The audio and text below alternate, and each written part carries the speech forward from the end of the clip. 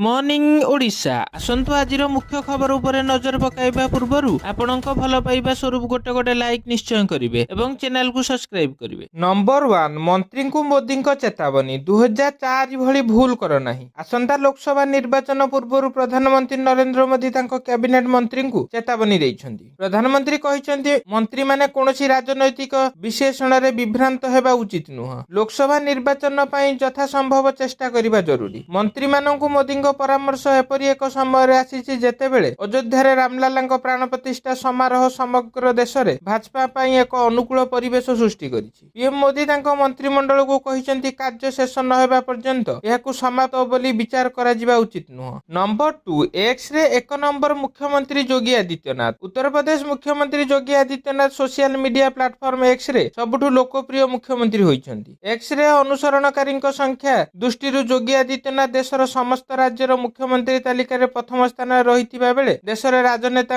अनुगामी वर्ग रे तृतीय स्थान रे अछंती। योगी आदित्यनाथ व्यक्तिगत अकाउंट रे अनुसरणकारी संख्या 27.4 नियुत अतिक्रम करिछि। राजनीति व्यक्तिगत अकाउंट प्रसंग रे वर्तमान प्रधानमंत्री नरेंद्र मोदी एवं गृहमंत्री अमित शाह योगी आदित्यनाथ ठारू आगे अछंती। नंबर 3 मोदी को सीएम पदरु हटाइबाकू चाहुतिले वाजपेयी कहले जयराम रमेश। जयराम रमेश कहिछन जे 2002 रे जेतेबेले गुजरात रे दंगा होइतिला सेतेबेले गुजरात रो मुख्यमंत्री नरेंद्र मोदी तांको आसन हराइबाकू जाउतिले किंतु बीजेपी रो वरिष्ठ नेता लालकृष्ण आडवाणी तांको आसन रक्षा करथिले। जयराम रमेश कहिछन जे गुजरात रो दंगा पर तत्कालीन प्रधानमंत्री अटल बिहारी वाजपेयी मोदी को राजधर्मार पाठ विषय रे मने पकाइथिले एवं तांको मुख्यमंत्री पदरु हटाइबाकू चाहुतिले किंतु जने व्यक्ति तांको बंचाइबाकू चाहुतिले से आउ केही नुहंती बरং से आडवाणी ही थिले। आडवाणी मोदी को रक्षा करथिले। नंबर 4 भारत में वार्षिक सर्विकल कैंसर रे 70,000 रु अधिक लोकों मृत्यु। फेब्रुआरी 1 तारिख रे केंद्र बजेट रे सरकार 9 रु 14 वर्ष बयस रे झियो मानक पई सर्विकल बा गर्भाशय ग्रीवा कैंसर रो टीकाकरण को प्रोत्साहित करने को विशेष भाव घोषणा करथिले। यह भारत में महिला मानक कर्कट रोग मध्य रे सर्वाधिक देखा जाउतबा रोग सचेतनतार अभावरु भारत में एही मारात्मक रोगर प्रादुर्भाव अधिक रहिछि। गर्भाशय कर्कट को नहीं बढ़ुतबा चिंता को दृष्टि रखी गुरुगांव डॉक्टर एभी कैंसर इंस्टीट्यूट रा प्रतिष्ठाता तथा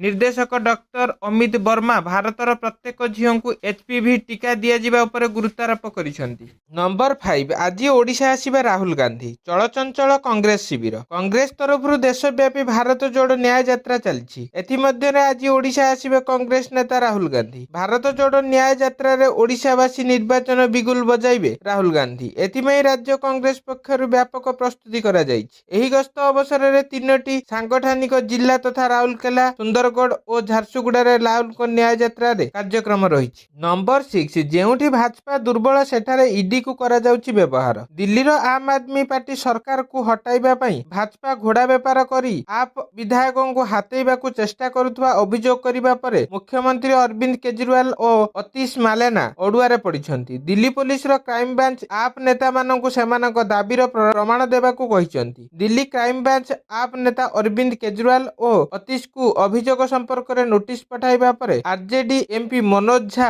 भाजपा को कड़ा समालोचना करछंती। नंबर 7 लालकृष्ण को भारत रत्न। मोदी निष्पत्ति को स्वागत कले केजरीवाल और शरद पवार। वरिष्ठ बीजेपी नेता लालकृष्ण आडवाणी को भारत रत्न पुरस्कार देवा पई घोषणा हेबा परे कांग्रेस नेता आचार्य प्रमोद एही निष्पत्ति को स्वागत करिसंती। एथिसह दिल्ली मुख्यमंत्री अरविंद केजरीवाल मध्य आडवाणी को तांको सोशल मीडिया अकाउंट रे भारत रत्न पुरस्कार घोषणा हेबा परे अभिनंदन जणाइछंती। से तांको एक्स अकाउंट रे ट्वीट करी कहिछन जे भारत रत्न पुरस्कार घोषणा पई वरिष्ठ नेता श्री लाल कृष्ण आडवाणी जी को अनेक अनेक अभिनंदन और शुभेच्छा। नंबर 8 मोदी ग्यारंटी हेउछि बेकारी रो ग्यारंटी कहले प्रियंका गांधी। परिसंख्यान अनुसार देशर प्राय 30 लाख सरकारी पदवी खाली अछि। हमर कोटी कोटी युवक चाकरी रु अपेक्षा करिसंती किंतु गत 10 वर्ष मध्य बीजेपी सरकार एही पदवी पूरण पई केवल कहिबा व्यतीत आउ किछि करूनाहांती बोली कांग्रेस नेत्री प्रियंका गांधी वद्रा कहिसंती। से कहिसंती 2022 जुलाई रे सरकार संसद को सूचना देइथिले जे 8 वर्ष रे 22 कोटी युवक चाकरी पई आवेदन करिथिले किंतु केवल 7 लाख युवक चाकरी पाइथिले। नंबर 9 आसाम को 11,600 कोटी टंकार भेटी देले प्रधानमंत्री। प्रधानमंत्री नरेंद्र मोदी 2 दिनिया पूर्वोत्तर गस्तरे अछंती। लोकसभा निर्वाचन पूर्व पीएम मोदी ही गस्त अत्यंत गुरुत्वपूर्ण बोली कह जाउछि। आसाम रो 2 दिनिया गस्तर प्रथम दिन रे पीएम मोदी रविवार राज्य को 11,600 कोटी टंकार विकास परियोजना भेटी देइछन। पीएम मोदी आसाम मुख्यमंत्री ମୋଦିଙ୍କ ସହ ମିଶି ଏକ ରୋଡ ଶୋ କରିଥିଲେ। ଏହାପରେ ସେ ବିଭିନ୍ନ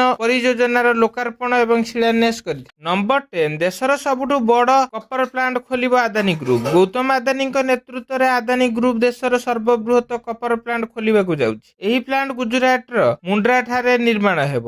ଏହି ପ୍ଲାଣ୍ଟ ସହିତ ଦେଶର କପର ଆଦାନୀ ହ୍ରାସ ପାଇବ। କପର ପ୍ଲାଣ୍ଟ ପାଇଁ ଆଦାନୀ ଗ୍ରୁପ ପ୍ରାୟ $1.2 ବିଲିୟନ ବିନିଯୋଗ କରିବ। ଏହାର ପ୍ରଥମ ପର୍ଯ୍ୟାୟ ମାର୍ଚ୍ଚର ଶେଷ ସୁଦ୍ଧା କାର୍ଯ୍ୟ ଆରମ୍ଭ କରିବ ଏବଂ 2029 ଆର୍ଥିକ ବର୍ଷ ଶେଷ ସୁଦ୍ଧା ପ୍ଲାଣ୍ଟର କ୍ଷମତା ପ୍ରାୟ 10 ଲକ୍ଷ ଟନ୍ ହେବ।